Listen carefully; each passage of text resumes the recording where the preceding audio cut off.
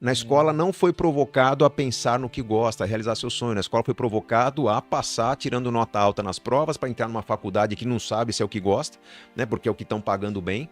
E às vezes está entrando numa carreira e vai ser infeliz. Porque não foi provocado a buscar felicidade, foi provocado a buscar emprego. Pô, mas buscar emprego, a pessoa não está feliz, ela vai tentar criar um estilo de vida que compense a frustração do emprego. Vai custar caro. Agora, o emprego vai ser um castigo, né? Se você perdeu o emprego, você não consegue pagar o estilo de vida que você decidiu ter para compensar a frustração.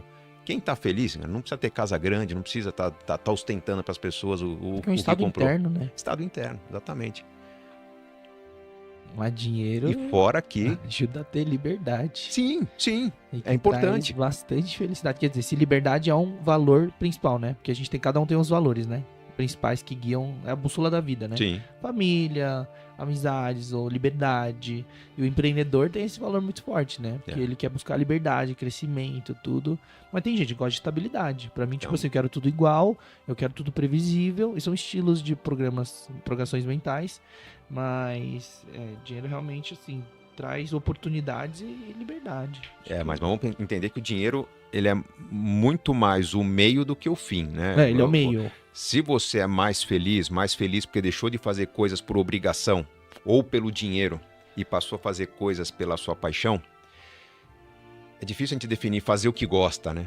Então, é muito complexo. Quando a gente fala aqui, porque, por exemplo, a gente teve... Eu não sei, porque a gente não tem estatística, eu não consigo mensurar hoje, não sei se tem uma pesquisa, nunca cheguei a ver sobre isso, tipo, de quantas pessoas hoje, de 220 milhões de brasileiros, tipo, fazem o que gostam. Elas procuram emprego.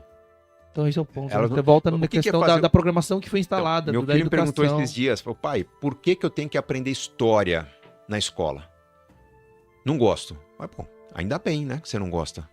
Você teve que aprender história para descobrir que não gosta. Se você não estudasse história, você não ia saber que você não gosta. Você podia estar perdendo a oportunidade de uma carreira numa área que você é bom, mas não, agora que você estudou e tira nota baixa, tem dificuldade, você sabe que não gosta.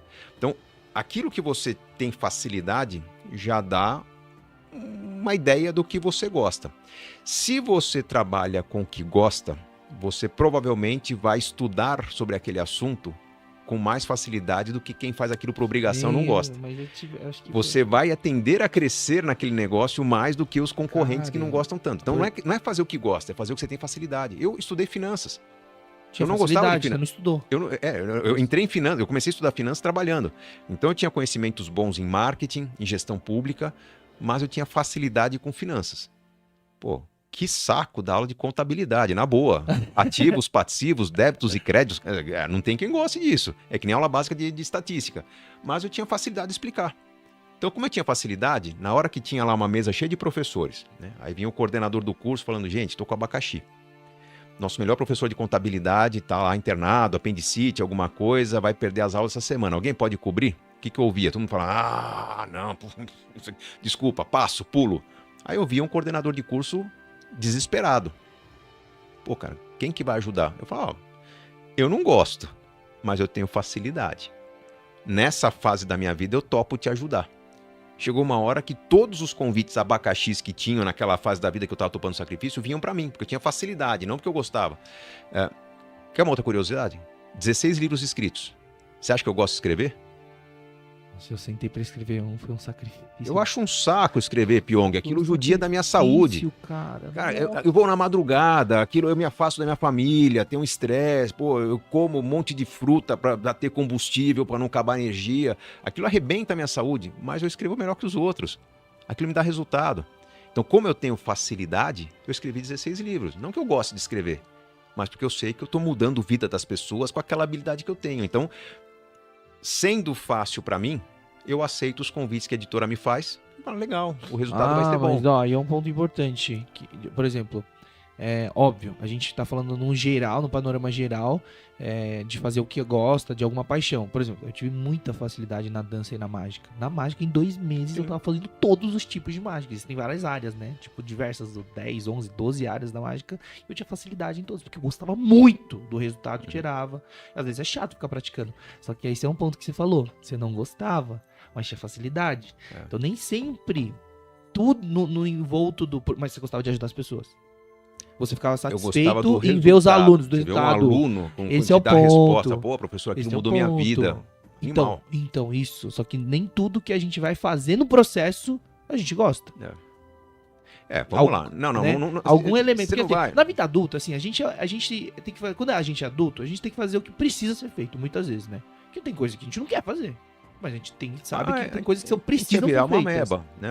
A gente vira uma ameba, assim, você vai fazer só o que você quer, você vai ficar aqui sentado no sofá, né? Não, mas alcance Cê- independência eu já fui financeira e atleta. fica fazendo o que você quer. Pyong, eu era nadador durante 12 anos da minha vida, eu fui nadador. Caramba, não As sabia minhas disso, provas não. eram de 50 e 100 livres. Pô, Nossa. Uma das provas eu fazia sem respirar, a outra prova eu fazia com 2 respiradas. E eu passava o ano inteiro treinando 3.000, 4.000 metros por dia, 2 horas de treino. Pô, puta saco treinar esse tempo todo, fazer uma prova rapidinha. Mas o prazer de baixar 1/100º, o prazer de você bater um adversário difícil, o prazer de estar numa competição complexa, o prazer de concluir uma prova justificava aquele treino. Então, muitas vezes, o sacrifício é parte daquela construção da celebração. A pessoa está errada se a vida virou um sacrifício e nunca chega o prêmio. Trabalha 12 horas por dia, está perdendo saúde, está se afastando da família, não consegue fazer o pé de meia. Passa a régua, vamos mudar essa estratégia. Agora, se a pessoa faz o sacrifício e todo ano consegue dar um presente novo para a família, está sentindo que está evoluindo, sabe que vai parar quando for uma idade razoável, não é com 90 anos de idade, com 60 eu paro isso e vou para um outro negócio. Essa pessoa está fazendo um sacrifício controlado para alcançar um grande prêmio. Tem significado na vida dele. Tem muita gente trabalhando que nem um louco que não sabe se vai se aposentar, não sabe se vai ter tratamento de saúde no futuro. Tem alguma coisa errada acontecendo nesse projeto, então a gente tem que parar e revisar esse planejamento. Você falou da recompensa. Só que olha só, as pessoas... Nossa, eu acho que a grande maioria vive assim. Porque eu trabalhei muito, por exemplo, com 12 anos eu estava numa imobiliária, como office boy. Uhum. Então eu trabalhei com todo tipo de gente, em montagem e manutenção de computadores, eu trabalhei em gráfica, fazendo cópia, encadernação. Trabalhei com todo tipo de perfil de pessoas, né, trabalhadores. Mas parece que a vida é assim, é um ciclo assim, ó.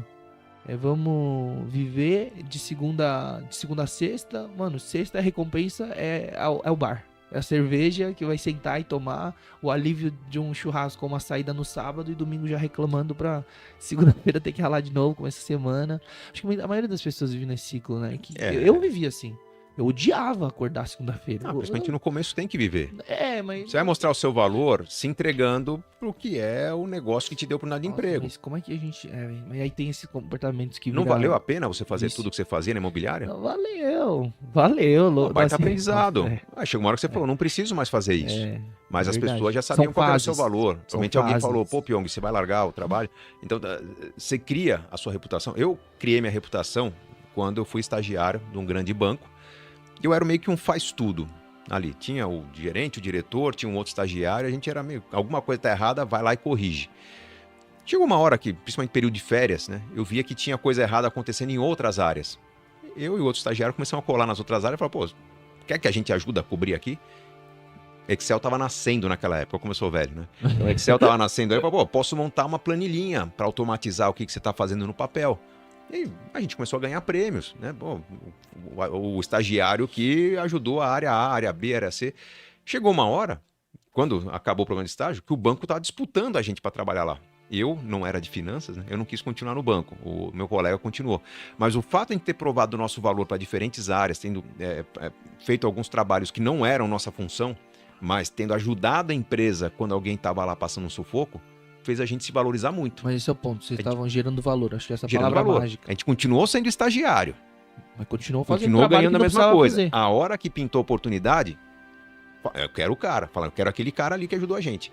Então, quando vem, o cara trabalha muito, quando vem lá um congresso que a empresa tem que escolher 2, 3 trabalhadores para ir, vamos premiar o fulano que deu sangue pela empresa, né? Quando tem uma espécie de convenção só para vendedores, mas pode convidar alguns a mais, vai chamar aquele que já está melhor no time, porque ele se doa pela empresa. Vai chegar um momento na vida que você não precisa mais pagar esse pedágio. Vai chegar um momento que pagar o pedágio não te agrega mais em termos de reputação e função na empresa. Você vai cumprir o seu papel até partir para a próxima fase. Então, você primeiro constrói a reputação. Você constrói a reputação fazendo mais que os outros. A partir do momento que perceberam o seu valor, administra o seu tempo, pensa um pouco mais na sua vida pessoal, no seu descanso, na sua saúde, na renovação do seu conhecimento para os próximos passos de carreira. Esse é um comportamento padrão de pessoas bem-sucedidas, assim, que são pessoas queridas, bem-sucedidas e que crescem, seja em carreira e negócios, né? Que pessoas que entregam mais do que o esperado, estão sempre dispostas a fazer mais do que só a obrigação, né? É porque é complicado, né? Esse é o ponto, né? Acho que essa questão lá no começo que você falou sobre conseguir visualizar o futuro, cara, eu acho que isso que impede, porque a pessoa ali, velho, eu só quero entregar meu trabalho, quero acabar, no final do dia eu vou pro bar, eu quero dormir, amanhã eu pegar 5 da manhã no trem de novo e repetir o processo, mas eu só quero que acabe. Aí faz, sabe, mas a pessoa não tem algo lá, né? Tem gente que faz, óbvio, tem gente que trabalha com prazer, que é agradável, que se comunica, mas a pessoa tá lá estressada, de não pagando contas, tá uma dívida aqui, uma dívida ali, briga com dentro de casa, família, então não tem equilíbrio em lugar nenhum. Aí o cara não tem nem disposição ou uma motivação pra no trabalho fazer mais do que é devido. Também não foi educado a isso, né? Nossa, velho, tem tudo da base, velho. É educação, educação. Quando a gente fala de educação, não estamos falando de educação formal. A gente tá falando de um direcionamento, de mostrar essas percepções, né? Os pais, talvez, ou alguém, as pessoas próximas. Mentor, pessoas próximas, de a gente ter acesso a só essas percepções de que, putz, então é isso, tem que gerar valor, eu tenho que enxergar um futuro, tem que ter um sonho mesmo, objetivo, que a pessoa vive naquele furacão, né? E, tipo, vira uma neblina em geral e a pessoa não enxerga aquilo, tem que resolver isso hoje, eu trabalhar, vou chegar em casa dormir, só quero minha cama. Caraca, é muito... Eu tenho um livro, 10 Bons Conselhos de Meu Pai, que eu conto a história que eu tenho com 4 pais diferentes, né? Não só meu pai biológico, mas as pessoas que ele confiou a minha educação em fases que ele não pôde estar tão presente. E um dos pais que eu comento lá é meu ex-técnico de natação.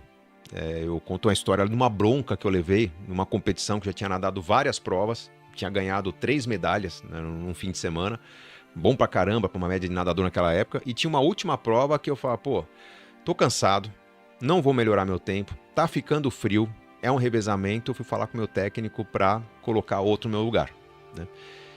E o meu técnico falou, cara, é o seguinte, você ganhou 3 medalhas, nesse revezamento tem outros 3 atletas que não ganharam nenhuma medalha, eles estão confiando na sua participação para conseguir fazer com que eles saiam dessa competição com pelo menos uma medalha.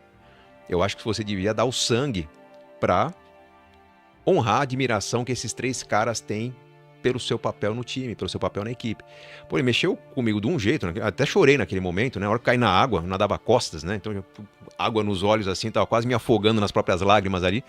Mas, cara, eu consegui nadar e fazer um segundo lugar e todo mundo sair com uma medalha da competição. O tempo todo eu lembro dessa situação quando eu me pego pensando assim, puxa, me chamaram para um evento, fogueira, né? Tem que voar na madrugada, voltar no outro dia na madrugada, é longe, eu vou ter...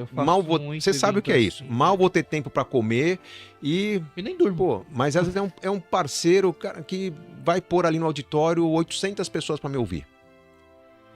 Não vai pagar mais por isso.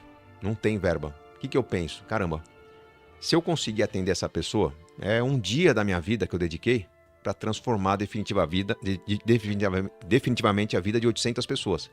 Então eu peso muito qual que vai ser o impacto desse meu trabalho.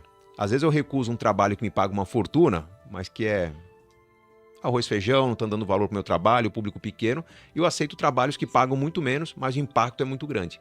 Então eu sempre penso no quanto que aquele meu esforço a mais vai se traduzir em vidas transformadas. Esse é um ponto. Eu trabalho muito com os outros. Pelo número das pessoas que a gente acaba impactando, porque eu só topo fazer essas palestras, muitas vezes convidados por amigos, mentores, né? Mentores, eventos para 2, 3 mil pessoas, por causa desse ponto. Tipo, cara, minha mensagem, meu trabalho vai alcançar todas aquelas pessoas e vão impactar aquelas vidas e também agregar valor para aquela pessoa que tá convidando, fez questão de convidar você. Okay. Eu tô aqui, ó. Nossa, que oração agora? Nós estamos aqui 9h42 da noite. Eu tenho 24 anos de carreira, alcancei a independência financeira, tenho meus filhos em casa, não tô aqui pelos 4 milhões de reais que você me pagou pra estar aqui, né? É parcelado em 10 vezes. Cara, tô aqui por quê, cara? Eu tô aqui por quê? Por que eu vou estar de graça numa véspera de feriado? Nossa, véspera batendo de feriado, velho. Não tinha reparado, verdade. Tô aqui porque nós estamos falando para um público que certamente se interessa por esse assunto, que talvez nessas 2 horas de papo aqui vão lembrar disso por muito tempo. Eu me lembro de uma palestra que o Boris Kazoy, jornalista, deu para mim na Escola Politécnica da USP. Escola de engenharia. O cara não é engenheiro, o cara não entende nada do que está aprendendo. Mas ele me deu uma lição de vida do que é se entregar honestamente para a notícia, o que é preparar com cuidado a pauta. Eu nunca quis ser jornalista na minha vida, mas o que aquele senhor mostrou pra gente que era zelar para começar o telejornal em ponto, com qualidade, com seriedade, cuidado com a voz, aquilo para mim foi uma lição de vida. Eu nunca mais esqueci daquela palestrinha de 40 minutos que o Boris Casoy fez pra gente. Eu acho que esse nosso papo aqui talvez não toque muito com todos que estão ouvindo, mas um ou outro vai lembrar da gente por décadas.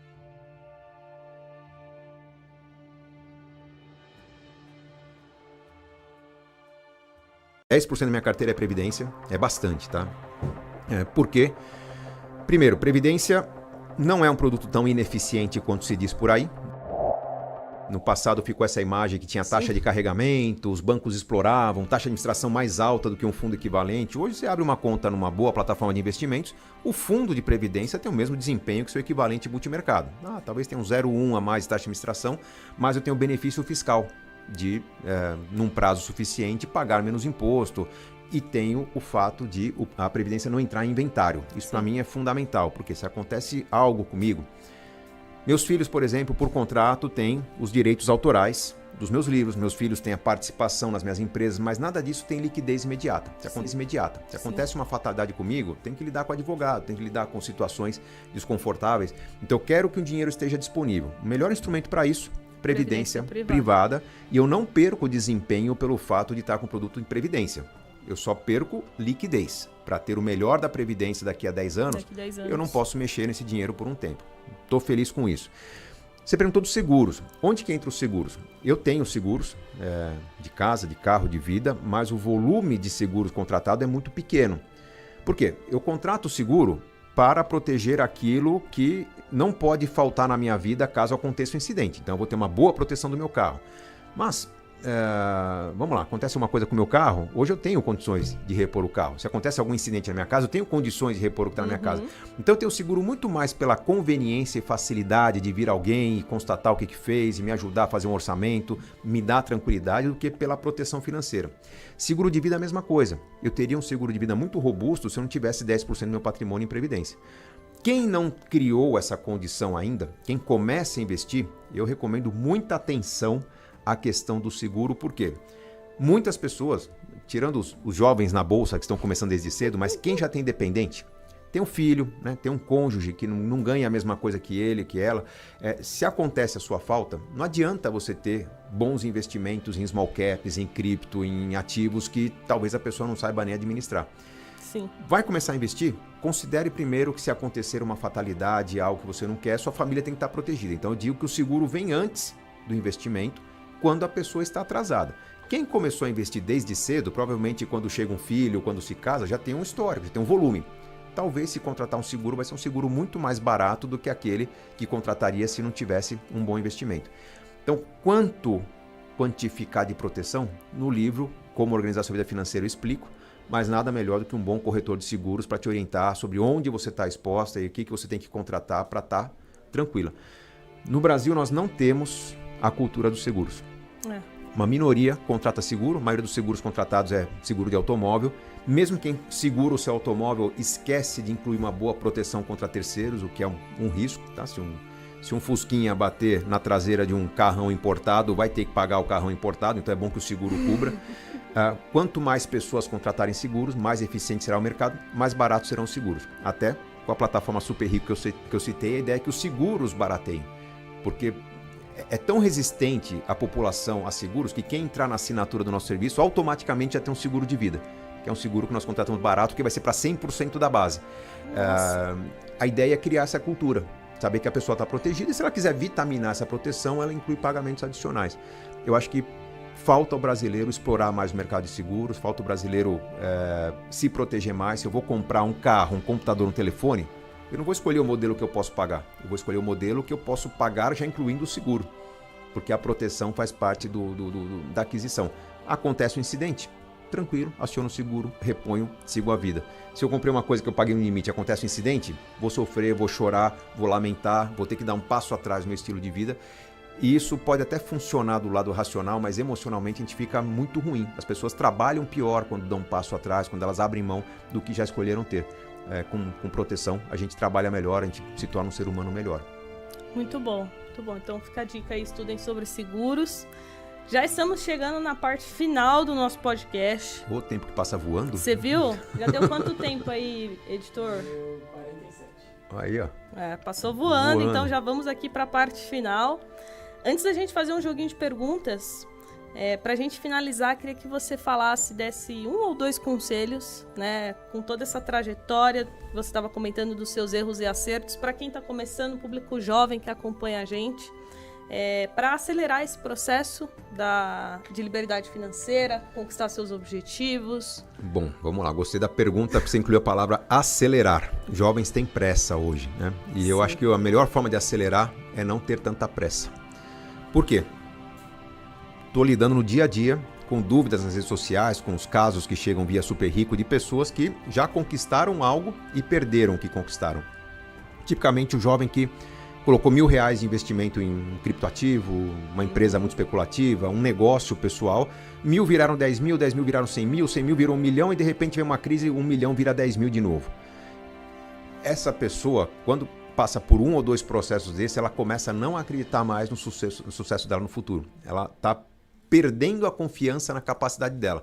Ou vai ficar muito ansiosa, ela se transforma numa jogadora. Nós estamos falando do longo caminho curto. Quando a pessoa escolhe um caminho curto, vai bombar o mercado de cripto, vai bombar aquele papel, aquela small cap específica, a pessoa põe um all-in, né, naquilo. Ela está tentando um caminho curto que vai se transformar talvez durante um tempo em acerto, aí por questões finanças comportamentais ela não consegue realizar o lucro, depois vem a perda. Se vem a perda, ela vai fazer uma aposta maior num próximo papel especulativo. Ela está tentando vários caminhos curtos e esse caminho vai se tornando cada vez mais longo na vida dela. Sofrido e pouco consistente. Em vez do longo caminho curto, eu proponho o curto caminho longo. Faça um plano. Quanto poupar por mês, durante quanto tempo, investimento conservador para você conseguir independência financeira? Eu vou conseguir minha independência financeira com 108 anos. Não quero. Começa por aí. Por que é o curto, aliás, é o curto caminho longo? Você começou um projeto cheio de ineficiências, cheio de ignorância. Por que cheio de ignorância? Porque se ele é um projeto de longo prazo, você está começando agora, tem muitos anos para você aprender alguma coisa que vai melhorar esse projeto. Então você vai estudar mais sobre investimentos, você talvez vai melhorar a sua renda, você vai encontrar alguns atalhos, você vai acrescentar alguns elementos de eficiência. Então que se era aos 108, vai caindo para 90, para 80, para 70. Foi o meu caso. Eu imaginava construir minha independência financeira em 15 anos, aos 26, quando eu comecei. Não queria independência financeira. Você começou com 26? Com 26 o patrimônio era zero. Olha só. O dinheiro que eu ganhava, eu juntava alguma grana para fazer uma viagem de fim de semana com a Adriana. Na época, minha namorada virou minha esposa. Com 26 eu comecei um negócio sério, querendo chegar a R$1 milhão aos 41. Cheguei aos 31. Por quê? Porque tendo um projeto, toda a informação que eu coletava que pudesse melhorar aquele projeto, eu acrescentava o projeto. Tenho certeza que muitas pessoas estão nos assistindo, acompanham várias fontes, jovens na bolsa, outros canais, influenciadores, acham que todo mundo tem um monte de ideia, mas não consegue colocar a maior parte dessas ideias na prática. Por quê? Porque admira a inteligência dos outros, mas não tem um plano consistente. Então um dia eu vou fazer isso, um dia eu vou ser assim, um dia eu vou colocar em prática, e não vira a prática. Se você tem um projeto, você fala, caramba, isso que eu estou fazendo é muito pior do que me sugeriram lá no vídeo. Você muda e você começa a ganhar eficiência. Então, quando você escolhe o curto caminho longo, você vai com conhecimento e aperfeiçoamento antecipando metas. Isso é a base do meu modelo de planejamento. Eu encurtei o sucesso nos meus planos, eu encurto o sucesso nos planos dos meus clientes. A ideia é você confiar no seu aprendizado, confiar na sua evolução. Alguns dizem que eu sou otimista. Pô, Gustavo, sempre que você fala de Brasil no futuro, você está falando de um cenário melhor do que os economistas pintam. Né? Não é muito otimismo? Não, não é otimismo. Eu sei o que dá para fazer, se as pessoas entenderem e abraçarem a causa. O que acontece é que a maioria acaba não abraçando. Aí o Brasil vai sempre patinando. Né? Sempre as pessoas produzem menos do que queriam, sempre confiam no Estado, sempre votam errado, sempre... E aí o Brasil vai andando de lado. E aquele cenário que eu imaginava não acontece, mas eu sei o que dá para se fazer no Brasil. Então, optar por um caminho que privilegie mais o tempo do que a pressa, provavelmente vai fazer as coisas acontecerem antes. E um outro ponto fundamental, equilíbrio. Vale principalmente para os jovens. Nunca troque o seu presente pelo futuro. A vida não é fazer sacrifício para você colher no futuro o que você quer. Eu acho até que boa parte dos jovens, os mais jovens, sabem disso. Os não tão jovens ainda estão com muitos vícios da geração anterior. Não, porque tem que batalhar por 10 anos e quando você estiver mais tranquilo, você compra uma casa. Não. Você não tem que destruir o seu presente para talvez ter um futuro. No meu histórico de consultoria, eu vi muita gente se arrepender por só pensar no futuro e, em alguns casos, até muito cedo, perceber que o futuro não ia acontecer. No meio do caminho, a gente perde o futuro. Pessoas que a gente ama morrem, a gente perde saúde, a gente perde o emprego que a gente tinha. Então você está achando que tudo que você vai ter na vida vem lá na frente, quando vê, pum, perdi a condição. E as pessoas não aproveitavam nada do hoje. Aí tem dinheiro no futuro, mas não consegue viver, ou endureceu demais a vida, se viciou em trabalho. Então, como que eu construo um bom futuro? Caprichando no presente. Eu quero ter um presente muito bem vivido, com uma série de estratégias que me permitam não perder qualidade de vida. Eu quero ver meus shows, eu quero fazer minhas viagens, eu quero me cuidar, eu quero ter as coisas. Se eu não posso possuir, eu quero experimentar, eu vou alugar. Então eu vou viver uma vida boa e tomar alguns cuidados para não perder a vida boa. Não é trocar minha vida boa de hoje para tentar ter uma vida boa amanhã. Aí entra todas as estratégias de equilíbrio, de resiliência, de você diminuir custo fixo, né? Vou ter uma casa mais simples, mas vou gastar muito com lazer, experiências, viagens. Se acontece um imprevisto, você cancela uma viagem, ponto. No ano seguinte, você voltou a ter viagem. Então, flexibilidade é importante, equilíbrio fundamental. Nossa, muito bom, muito bom. Última pergunta. Tem algo ainda que o Gustavo Cerbasi almeja? Qual o Big Dream? Depois de ter conquistado tantas coisas. Há 24 anos eu estudo finanças. Sim. Não é um assunto bom de estudar, não. Tá? É muita responsabilidade. Quando eu falo alguma coisa, eu estou falando de orientações, informações que transformam a vida das pessoas, mas tem muita responsabilidade. Imagina uma pessoa que tem R$1 milhão na poupança, né? Se eu recomendo essa pessoa colocar R$1 milhão em algo que der errado, eu não estou assumindo um erro, eu estou destruindo na verdade, a vida do outro.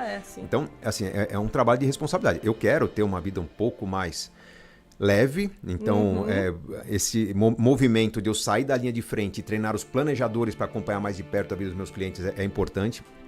Mas, assim, do ponto de vista pessoal, minha ambição é que meus filhos cresçam com o sentimento que eu tive ao longo da minha vida.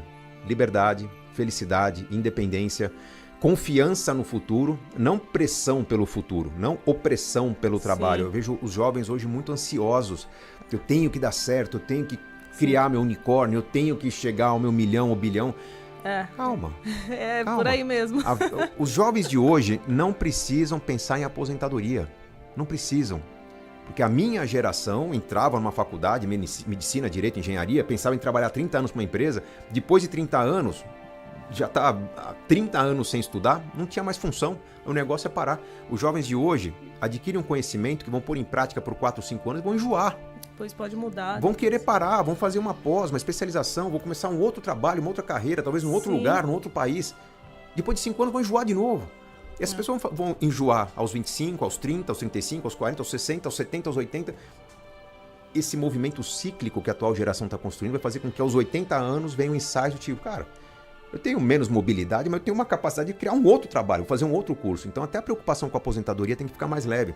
Os jovens de hoje estão menos preocupados em ter coisas. Minha geração queria ter uma casa logo cedo. Não, mas enquanto eu não puder ter uma casa sensacional, eu vou alugar várias casas em lugares diferentes, ter experiências. Vai chegar uma hora que, puxa, se eu tiver condições de ter uma boa casa, ótimo. Se eu não tiver boa condição, eu vou continuar alugando.